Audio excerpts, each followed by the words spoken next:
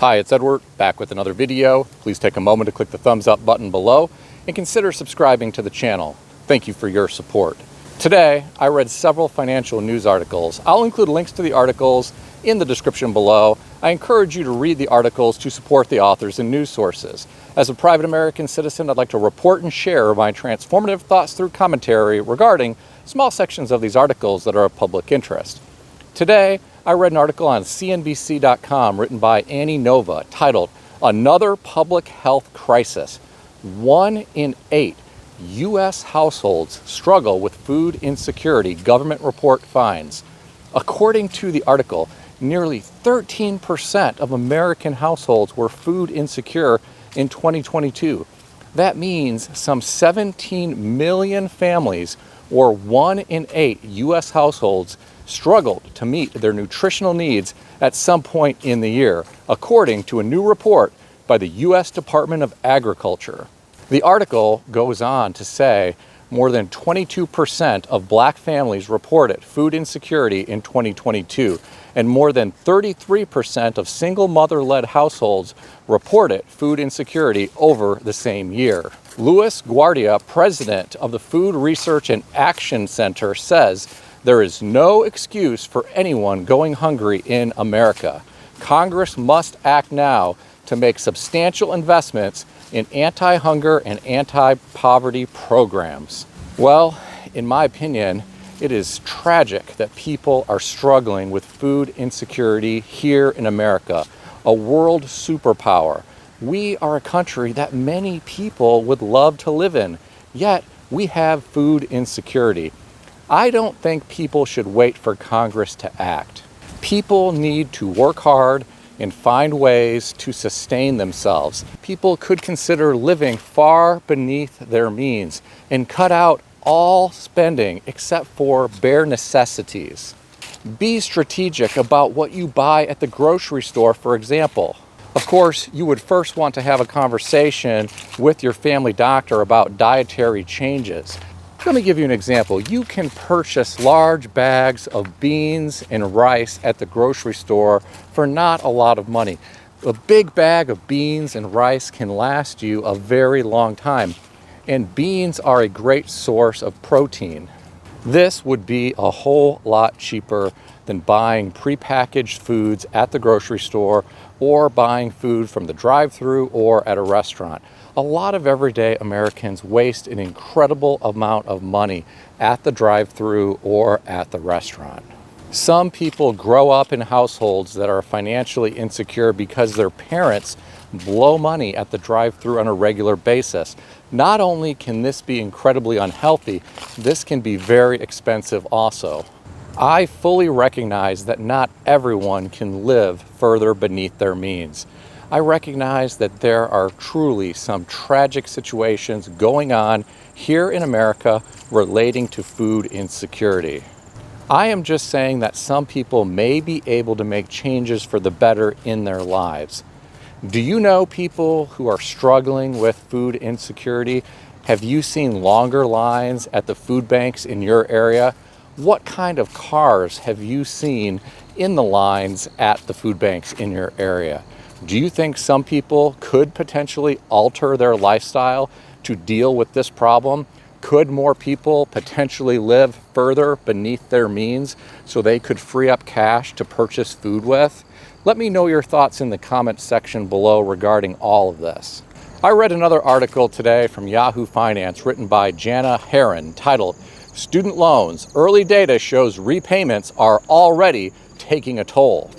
According to the article, student loans early data shows repayments are already taking a toll. The Census Bureau found that 41.2% of adults reported difficulties paying household expenses in its latest Household Pulse survey that polled respondents from September 20th to October 2nd.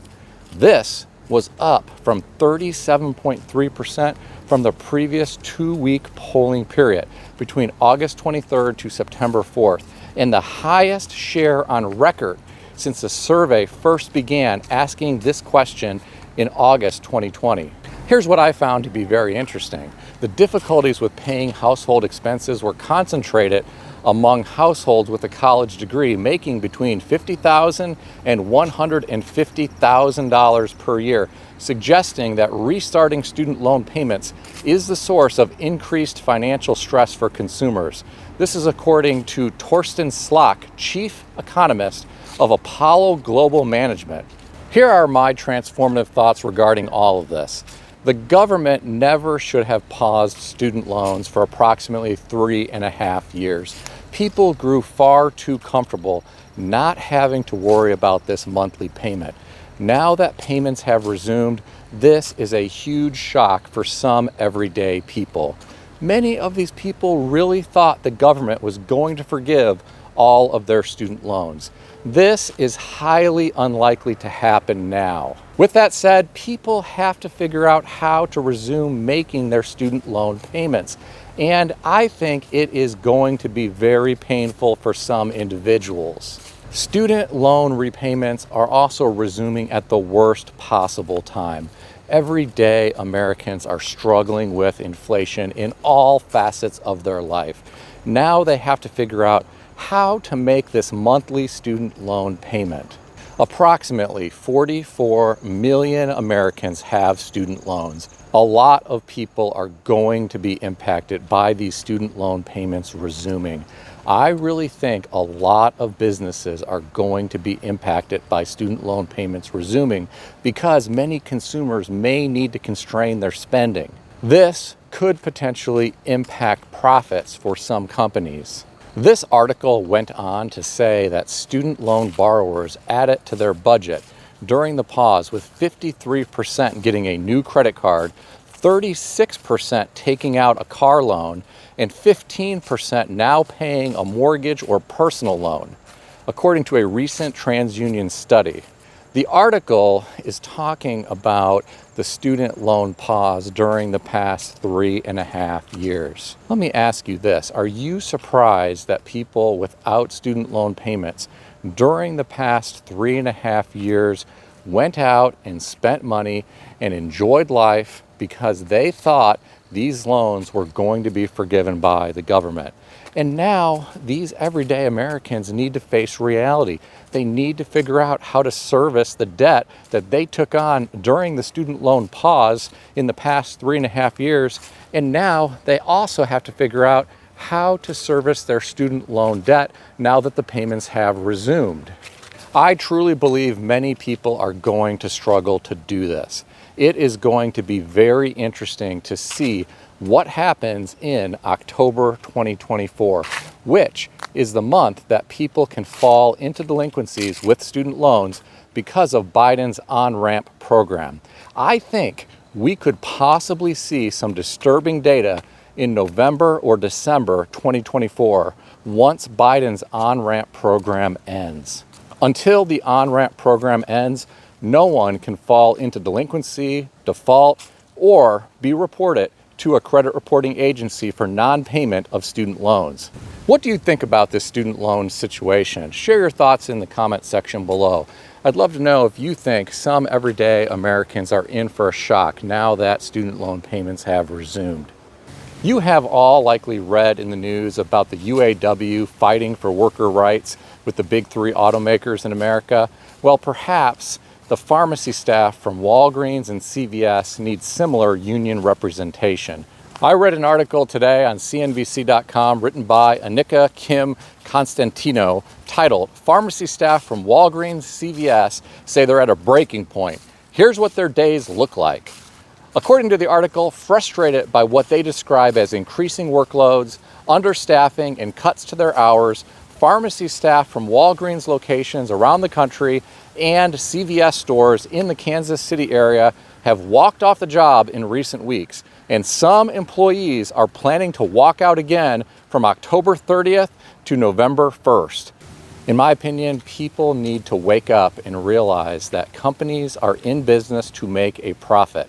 Some simply care more about human capital than others. At some companies, not necessarily Walgreens or CVS, human capital is expendable. You can always find new employees, and this is how some executives think. Without union representation and collective bargaining, employees are in a tough spot. They can always quit and they can find a better job potentially, or they could potentially stay at the employer and simply deal with the situation.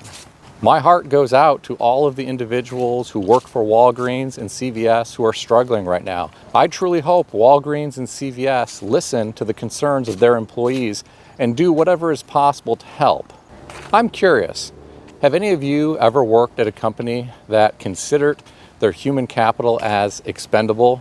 Did the company have a revolving door of employees? Let me know about it in the comments section below. I certainly have worked for companies in the past who felt this way about their employees. Here's a very interesting article from Yahoo Finance put out by NBC News, written by Marley J. and Jasmine Coy, titled, "Saving Money to Buy a House? Your dollar goes half as far as it did at the end of 2020, new data shows." According to the article, people today are borrowing significantly more money for homes at much higher interest rates than just a few years ago. Overall, a home buyer's dollar goes about half as far as it did at the end of 2020. Lawrence Yun, chief economist for the National Association of Realtors, said that in late 2020, the monthly mortgage payment on a typical newly sold home was around $1,100 in principal and interest. It's now about twice that.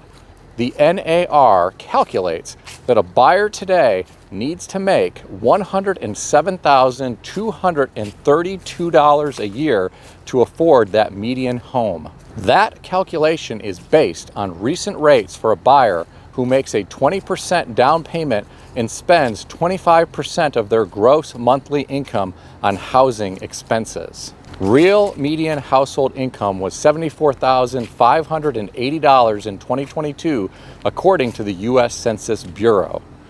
Do you see the problem there?